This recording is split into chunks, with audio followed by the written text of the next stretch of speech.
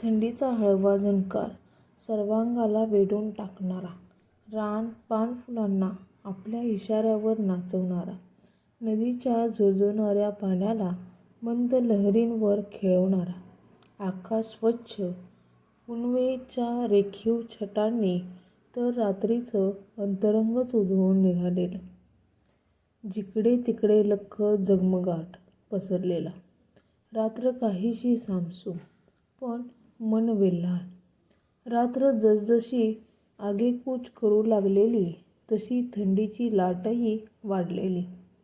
सारी थरथरती लाट मफलर, कानटोपी आणि स्वेटरमध्ये बंदिस्त झालेली. अशा कडाडत्या थंडीतही गावगल्लींची वाट सरळ गावाबाहेर घेऊन गेलेली. तिथं 4-6 जणांचा घोळका शेकोटी पेटवून असलेला. शेकोटीभोवती मक्याच्या कणसांचा भुसा पडलेला. 4-2 गबऱ्याही त्याच्या बाजूला आपल्या अस्तित्वाची चाहूल देत असलेल्या.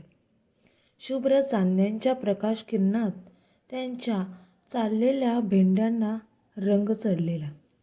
माझाही त्यांच्यातील सहभाग आनंदाची वृद्धी करणारा.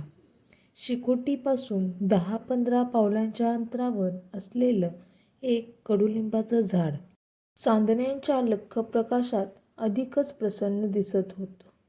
वाऱ्याच्या झोतात हलणारी त्याची डहाळी मन आकर्षित करणारी, सारं भावस्पंदनावर झणकार उठवणारं. अशा चित्तवेधक झाडाच्या बुंध्याशी नजर वळताच आश्चर्याचा धक्का बसून गेलेला. कसली वळवळ म्हणावी? कोण असावं? नकळत माझी पावलं बुंध्याच्या दिशेने वळाली. सोबतीला मित्रही. सर्वांनाच उत्सुकता लागलेली. काय असावं बरं तिथं, एवढ्या कडक थंडीत? पाहतो तर काय, एक लहानसं कुत्र्याचं पिल्लू, अंगाचं गाठोडं करून पडलेलं, समोरच्या दोन्ही पायात मान खुपसलेली.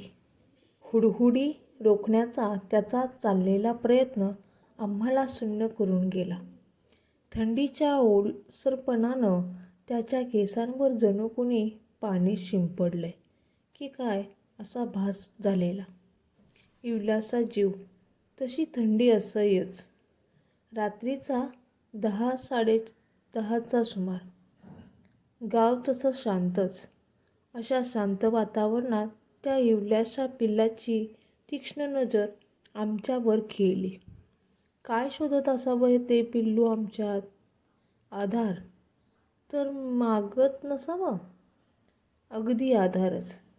म्हणूनच तर त्याचं नखशिखांत न्याहाळणं चाललेलं.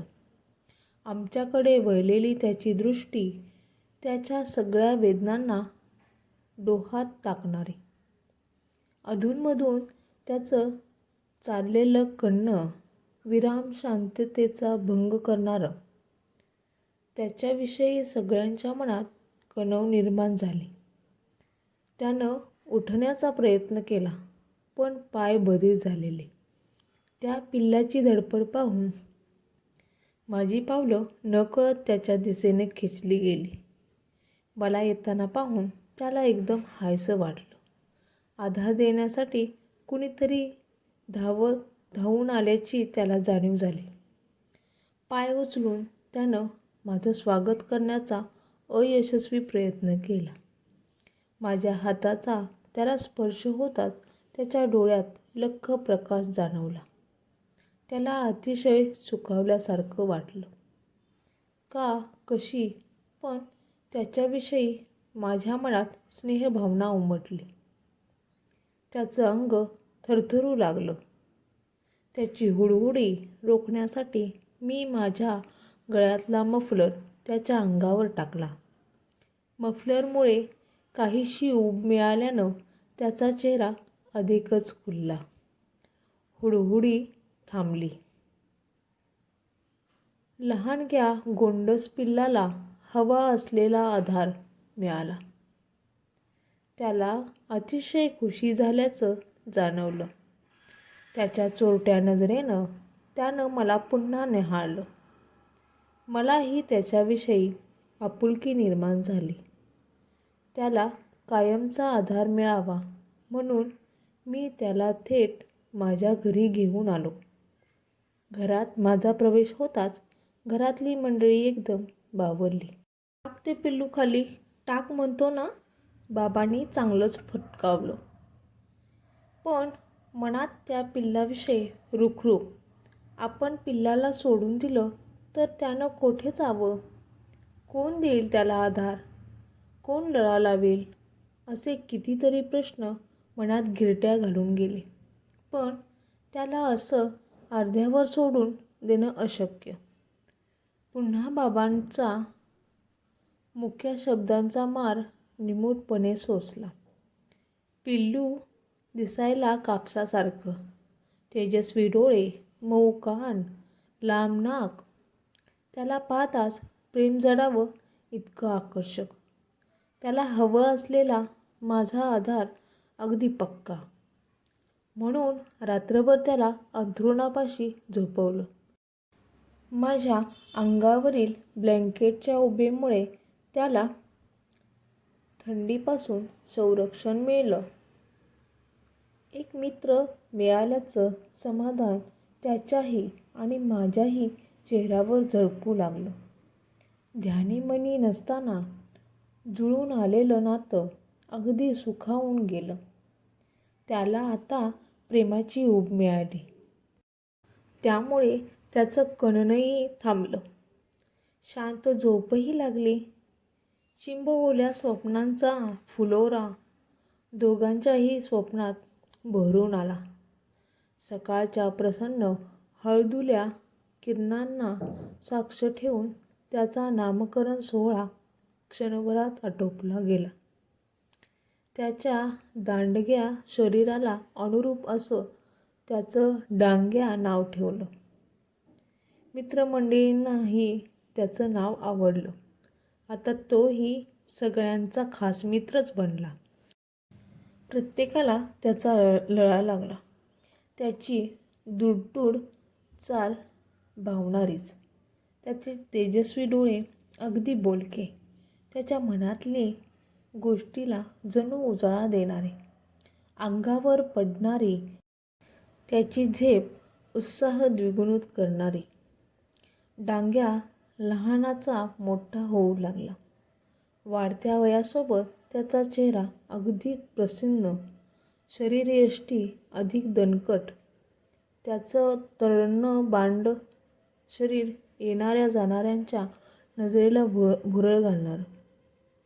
दोन्ही डोळ्यांच्या खाली असलेले पिवळसर पट्टे आणि मागच्या पायांच्या बोटावर असलेले लाल सोनेरी पट्टे सगळ्यांचंच लक्ष आकर्षित करणारे.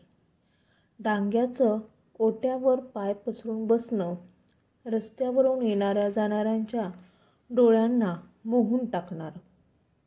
दूरवरून आलेली मित्रमंडळींची शीळ तर त्याची जणू पाठच झालेली. शिळेच्या रोखानं त्याचं दुडदुडणं लक्षवेधक, साऱ्या गावाला भुरळ घातलेली. त्याचं सोज्वळ रूप पाहून आईबाबांनासुद्धा त्याचा नकळत लळा लागून गेला. डांग्यालाही त्याच्याविषयी खूप जिव्हाळा. त्यानं जणू त्यांच्या थेट हृदयातच प्रवेश केला. त्याच्या नावाची कीर्ती सर्व दूर पसरली. प्रत्येकाच्या डोळ्यात त्याचं रूप नटलं. डांग्या अतिशय प्रामाणिक. घरादारात, शेतात सुद्धा त्याचा प्रामाणिकपणा जाणवलेला. शेतातील त्याची रखवाली अट्टल चोराची दातखिळी बसवणारी. डांग्याच्या नुसत्या कर्तबगारीनं भल्या भल्यांची बोबडी वळायची. पक्का हिमतीचा राखण्या मिळाला म्हणून त्याच्या नावानं मनात घर केलेलं, जे कधीही विसरता येणार नाही. रात्रीची त्याची राखणदारी, उभार डोळे तेवर ठेवणारी. त्याची भारदस्त छाती पाहून झाडावरील माकडांची अक्षरशः घाबरगुंडी उडायची. डांग्याचं नुसतं झाडाखाली बसून राहणंही माकडांच्या काळजात धस्स करणारं. एवढंच नव्हे तर त्याच्या भीतीनं खारुताईसुद्धा पळायची. डांग्या असेपर्यंत तिलाही उपवास. इतर प्राण्यांनासुद्धा भीती वाटायची. असंच त्याचं शरीर अगडबंब. कोण कशासाठी शेतात आला याचा अंदाज समोरच्या व्यक्तीच्या डोळ्यातून त्याला सहज आलेला असायचा. त्याची हुशारी, चपळता अगदी वाखाणण्याजोगी. एखाद्या वेळी माझी अनुपस्थिती कुणालाही न कळणारी एवढी छाप डांग्यानं पाडलेली. विश्वस्त म्हणावा त्याला. त्याच्या अष्टपैलू व्यक्तिमत्वानं थेट माझ्या हृदयात शिरकाव केला. एक सच्चा दोस्त मिळाल्याचं समाधान डोळ्यात झळकलेलं.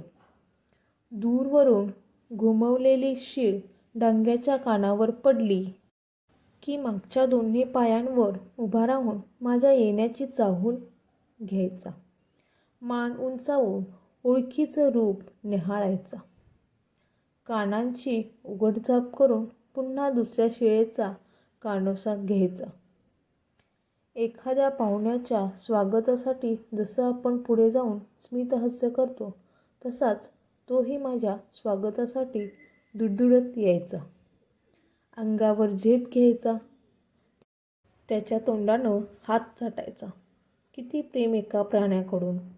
ना नात्याचा ना गोत्याचा. केवळ एक अनवधानात वेळप्रसंगानं घडून आलेलं नातं अविस्मरणीय होऊन गेलं. कथा आवडल्यास लाईक करा, शेअर करा. चॅनलला नवीन असाल तर सबस्क्राईब करा. कथा ऐकल्याबद्दल धन्यवाद.